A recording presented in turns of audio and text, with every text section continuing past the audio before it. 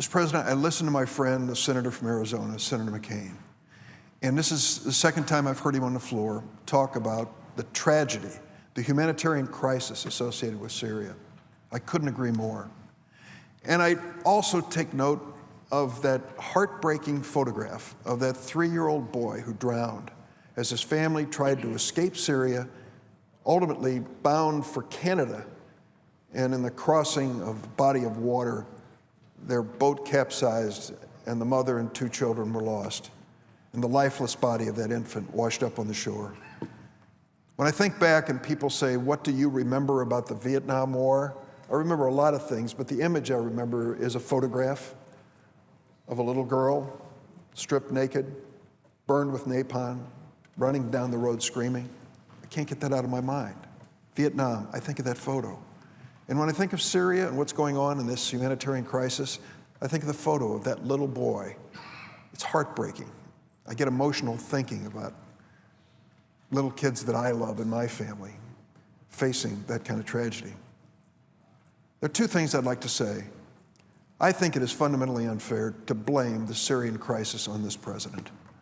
This is a crisis which reflects the Arab Spring, reflects changes in the Middle East that have been going on for 30 years plus, and no country has really come up with a good solution to stop the bloodshed and killing in Syria.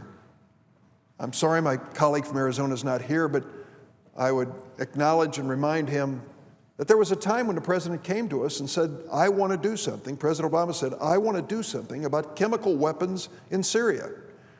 The senator from Arizona, and I might add the senator from South Carolina, joined us in the Foreign Relations Committee in moving this issue forward to give the president the authority to do something to stop the use of chemical weapons in Syria, and it died before it came to the floor because there was no support on the floor from the Republican majority in the House or the Senate.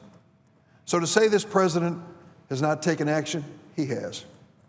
And you cannot overlook the fact that the United States of America, through the generosity of its taxpayers and the leader of this president, leads the world in humanitarian relief in Syria. We believe we've invested almost $4 billion, more than any other nation on earth, for these poor people who are suffering there. Can we do more? Should we have done more? Of course, in hindsight, things look so much clearer. I push for, and this administration is working on something that Senator from Arizona has also endorsed, a humanitarian safe zone. There ought to be a piece of Syria where people can go for medical care and know that they're not going to be killed by these barrel bombs and attacks. I know the administration is working on that with Turkey. It's gone very slowly. I wish the pace would pick up. I have a friend of mine at Dr. Salul in Chicago, Syrian American. He's made 12 trips now to Syria, to Lebanon, to Jordan, giving free medical treatment to the Syrian refugees. And he tells the story in graphic terms and many times brings back heartbreaking photographs of what these barrel bombs are doing. I hope we can find some diplomatic or military solution in Syria. But in the meantime, here's the question we must ask ourselves. What will we do about these millions of refugees? We'll give money, of course, to our allies that are creating camps for them. I visited one of those camps in Turkey, and I have to tell you that I was really a great admirer of the leadership of that country in accepting at this one camp 10,000 people, one camp. And there are many more, hundreds of thousands all over the Middle East and fleeing out of that region. So now what will we do about the refugees? Senator from Arizona reminded us last week, these are refugees, not migrants. These are people who are the victims of war, who are fleeing for their families. On Friday, I was in Chicago and met with 4 of these Syrian families who are now refugees in the United States. And they told heartbreaking stories of losing members of their families and fleeing from one city to another in Syria without any success, and finally leaving, going to refugee camps and trying to come to the United States. Even after they applied for refugee status, it took this one family over 14 months to make it here to this country. We have a rich history in the United States of being there for refugees. We can point with some pride to the fact that when Cuba was going through its upheaval back in the 50s and 60s, we accepted Cuban refugees who become a major part of America today. In fact, the 3 Hispanic members of the United States Senate are all Cuban Americans. At least 2 of them were the product of that exodus, the product of a refugee status that brought their families to the United States. They're making great contributions for the states they represent. We did the same thing in the Soviet Union. When the Jewish population there was facing persecution, we stood up and said, we will accept them as refugees. Thousands and thousands of Soviet Jews came to the United States and have become an important part of America today. The list goes on. Somalians, Bosnians, Hmong population out of Vietnam. So we have a rich history of responding to these humanitarian crises. We need to do it again. What the administration has proposed is modest. 10,000. Too modest as far as I'm concerned. I believe we should be prepared to accept 100,000. 100,000 Syrian refugees. Yes, each and every one of them needs to be carefully checked and vetted so that we know that we're not inviting someone in who's a danger to the United States.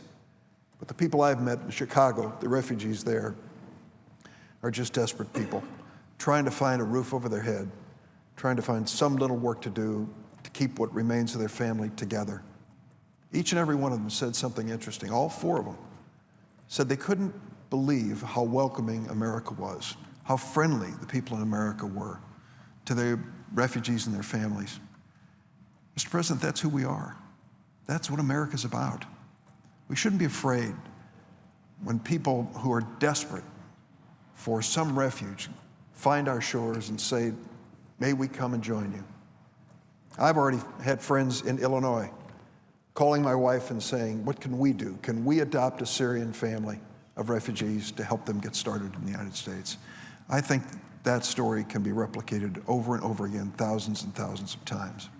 So I would say to my friend from Arizona, yes, it's outrageous, the death, the violence, the circumstances in Syria which have forced so many millions of people to move and many of them to lose their lives in the process.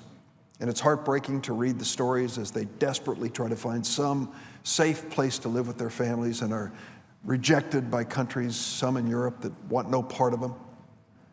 I want America to do its part so that when the future generations look back and ask our generation, what did you do when you faced the greatest humanitarian crisis of your time at this moment in history? I want them to be able to point with pride to the fact that we carried on the great American tradition of opening up this country to refugees who are looking for a safe place to live with their families.